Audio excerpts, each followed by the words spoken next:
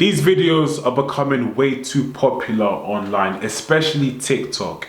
In TikTok, you have a degenerate generation that find pleasure in mocking, religious groups. Well, more specifically Christians, let's just be honest.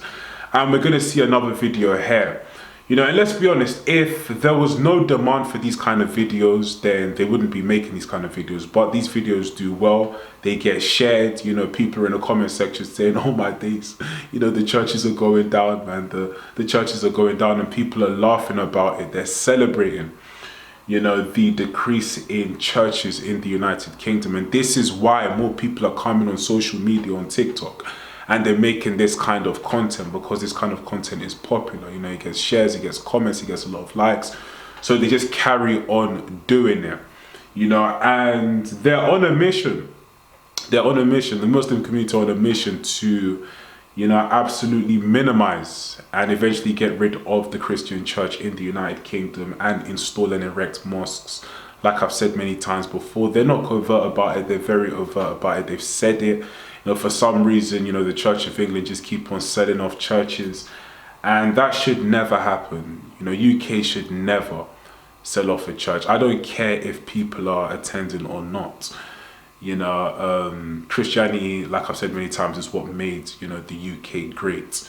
Their law was founded upon Christian values. So it's something that they should uphold for all time, and they should never be selling it under any circumstances. That's just me, keeping it real. In Muslim nations, even if people aren't going to mosques, let's use Iran for example. A lot of people are just not going to mosques. They're just saying, we just don't want to. In fact, a lot of them are turning to Christianity. They're simply not even interested in going to mosques. But you ever think that in Iran they will start, converting their mosques to churches to please the population or something?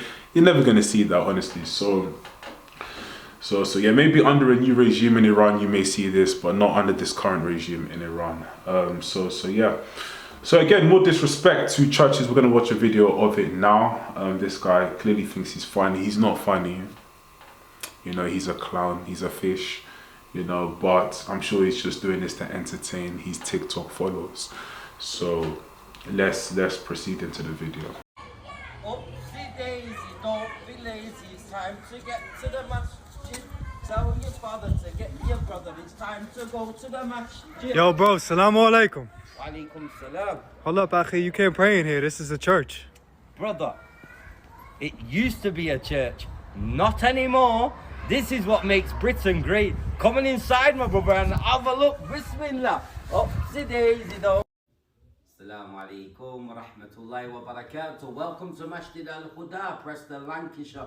Used to be a church, and now it's a big, beautiful mosque. As you can see, got the good old timber still here. This is where our Imam would deliver the Friday sermon. It's got such a beautiful aura about the place. Honestly, you have to come. Like, words can't describe that feeling. But nevertheless, let me take you over here. Let's have a look. So yeah, this place was actually late 1800s, beginning of the 1900s. But as you can see, now it's a beautiful mosque. If you love me, keep my commandments. And we've got a beautiful verse from the Quran. Truly those fear Allah amongst His servants who have knowledge, subhanallah. وَقُلْ جَاءَ الْحَقُّ وَزَهَقَ الْبَاطِلِ إِنَّ الْبَاطِلَ كَانَ زَهُوقًا. And say, when the truth is heard against falsehood, falsehood perishes. For falsehood is by its nature bound to perish. Jazakum Allahu khair. Guys, let's be honest, the only reason why I was making that video was because they're in the conversion process of turning it to a mosque. If it was just a regular building, he wouldn't be making a video like this. All that oopsie daisy skipping into, the church and then just inside celebrating. It's cause, again, it's like you've been conquered again. It's a statement. It is a statement that, Christianity has been conquered. So it's insane. It's insane. But yeah, like I said, if it was just a building, he won't be making a fuss out of it. But, he wants to make a fuss because, it's a church. And, oh, man, big shame, big shame. Anyway, guys, the next video I'm going to be showing you is a video of a woman that got married to a Muslim man. and she's just talking about, you know, how it went for her, you know. And again, this goes to a lot of people that want to get married into other faiths. You need to check the faith that you want to marry into. You can't just go in there, you know, all ditzy and just think, I'm just gonna go in because I love the guy, or he's nice, or he says nice things. You need to be better than that. You need to be proactive. You need to understand what you're signing up for. Anyway, guys, let's get straight into the video. Why you converted to Islam? I fell in love with this guy. I asked him if he would marry me. He said, I don't want to marry a non-Muslim woman. So if you converted to Islam, you know, I'll marry you. Did you ever study what Islam is, or what does it say? No. You repeated the Shahada and you became Muslim. Yeah. I got this new faith. I'm going to just dive into this 100%. My then fiance would tell me, my gosh, you're a better Muslim than I am. I started to see some red flags. I got a pretty bad sunburn right here in my shoulders. Rather than saying, oh, that's a shame, he says to me, well, that's what you deserve for exposing your body in public. You deserve that. Another thing, I had 2 small dogs. He said, you cannot have dogs inside the house. I said, why? He says, number 1, they're too dirty. And number 2, they chase angels away. After we got married, I talked to him about the mosque, and he said, I don't go to mosque. I practice my version of Islam. He would denigrate me if I cursed, but then I found out later that he always cursed in Arabic. So